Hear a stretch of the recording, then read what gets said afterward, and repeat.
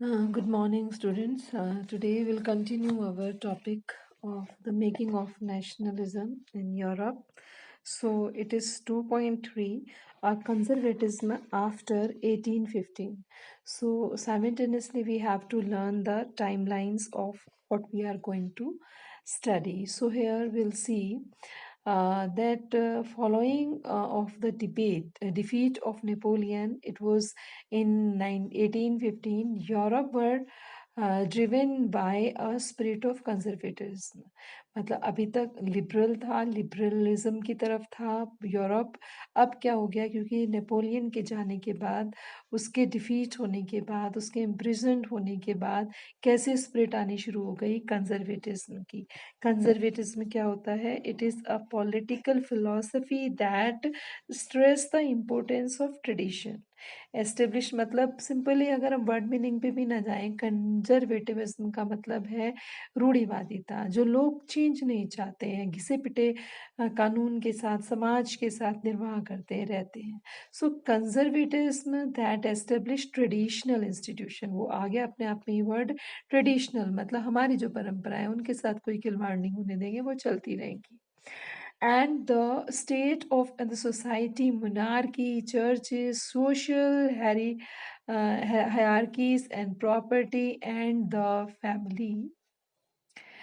family should be preserved. मतलब अगर आपको याद हो, last year when we were studying French Russian revolution, we discuss their three terms. First was the liberal, radical, then conservatism. तो ये conservative कौन थे? जो सोसाइटी में किसी तरीके का डेवलपमेंट नहीं चाहते थे।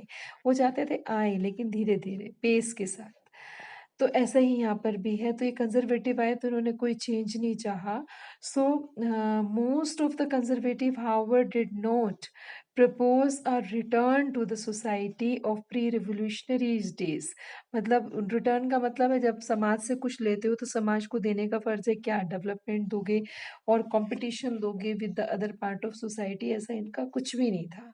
सो रादर दे रियलाइज, ना तो वो इस चीज़ को रियलाइज करते थे from the changes initiated by Napoleon, कि नेपोलियन ने कौन से चेंजेस लाए, ठीक है। And modernisation could form the change, sorry, in fact the strengthen of traditional institution like monarchy. ठीक है, कि नेपोलियन ने क्या किया था? मॉडर्न बनाया था, मॉडर्नाइजेशन चेंज लेके आया था। किस चीज़ का? इनफैक्ट द स्ट्रेंथन किया सोसाइटी को, ट्रेडिशनल इंस्टीट्यूशन मोनार्की से हटा के और एक नई नई तरफ लेके गया। It could be make the state power more effective and strong. तो वो सब चीज़ें याद करी जा रही हैं कि अगर ये सब चीज़ें आज होती तो सोसाइटी को कैसा बनाती? Effective and strong. A modern army and efficient bureaucracy, a dynamic economy, abolition of feudalism, and serfdom could strengthen the autocratic monarchy of Europe. मतलब सारा जितना भी नेपोलियन का जो मॉडिफिकेशन टू सोसाइटी था, this has all been discuss here, लेकिन conservative क्या से बिल्कुल इसके अपोज में थे, ठीक है। So in 1815, the representatives of European power like Britain, Russia, Persia, and Austria, who had collectively defeated Napoleon, क्योंकि नेपोलियन को सबने मिलकर हराया था, तो इन लोगों ने क्या किया? अब मेट एट वियना। वियना में इन लोगों की एक ट्रीटी हुई, जो पूरी वर्ल्ड फेमस ट्रीटी है, treaty of Vienna.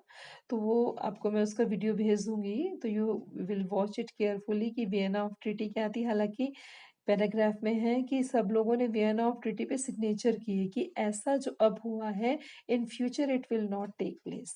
So Vienna to draw up the settlement of Europe, the congress was hosted by the Austrian chancellor, that is Duke Metternich।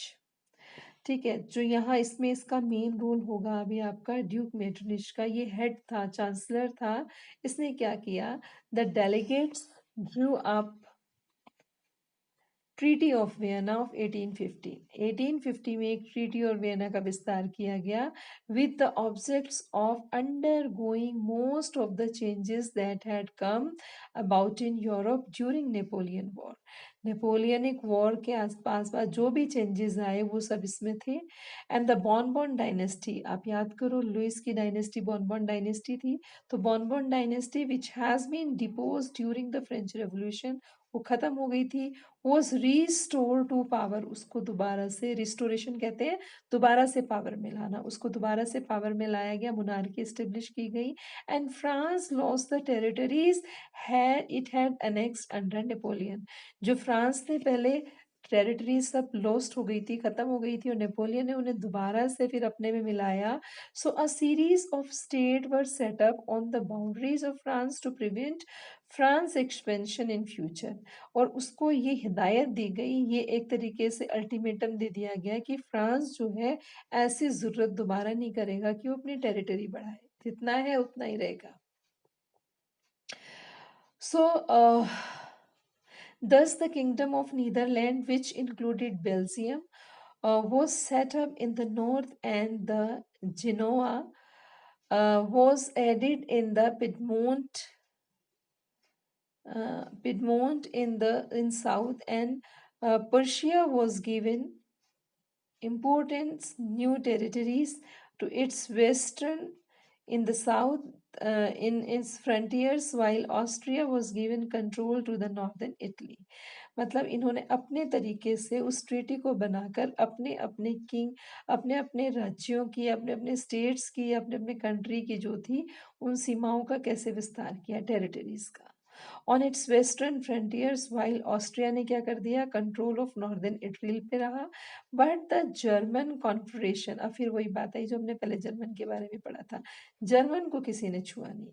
जो German जो कॉन्फेडरेशन था 39 स्टेट्स का, that has been set up by Napoleon, was left untouched। ये बहुत important line है which you have to take care and keep in your mind. मतलब सब जगह चेंजेस हुए, सबकी बाउंड्री चेंज होती चली गई, लेकिन किसकी नहीं हुई, जर्मन की नहीं हुई। So in the east, Russia was given the part of Poland, while the Persia was given the portion of Saxony, and the main intention was to restore the monarchies that had been overthrown by Napoleon and create a new conservative order in Europe. आप देखिए liberalism से कहाँ आए वापस, कंजर्वेटिविज्म की तरफ। Conservatism ने क्या कहा कि मोनार्की को वापस लेके आ जाओ, जो था हमें वही चाहिए, वैसा ही चाहिए।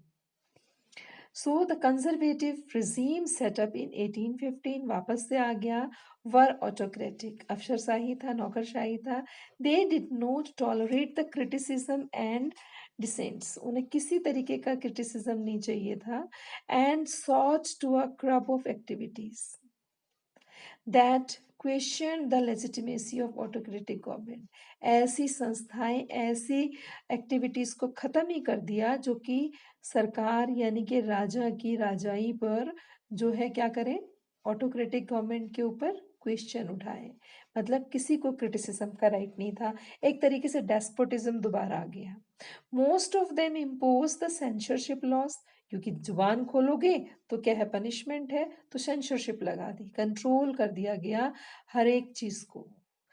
That was which said in the newspaper, आप न्यूज़पेपर में खुलेआम कुछ नहीं लिख सकते थे, बुक्स में नहीं, प्लेस में भी, ड्रामाज नहीं। सोच के देखिए पॉलिटिकल ग्राउंड जब रॉब्सपेरी के बाद बिल्कुल चेंज हुआ, हर चीज फ्री हो गई थी, लोग कितने झूम रहे थे, मस्त थे, वो सब चीजें फिर क्या हुई, वापस से बैन हो गई। कोई सॉन्ग नहीं, कोई एंथम नहीं, reflected the ideas liberty of freedom that is associated with the French Revolution. The memory of France Revolution nonetheless continued to inspire the liberals। लेकिन जो लोगों ने एक टाइम को जिया था, जो गोल्डन पीरियड बना था, उसको लोग कभी भूल नहीं पाए, the time of that liberal, ठीक है, they did not forget that one। So one of the major issue taken up by the liberal nationalists who criticize the new conservative order and freedom of press. तो कुछ ऐसे भी तो निकल के आएंगे who will oppose this. तो कुछ ऐसे लोग निकल के आए who were called the liberal nationalists. They criticize this particular system. So in this video till here we discuss. In the next video the revolutionaries we will discuss.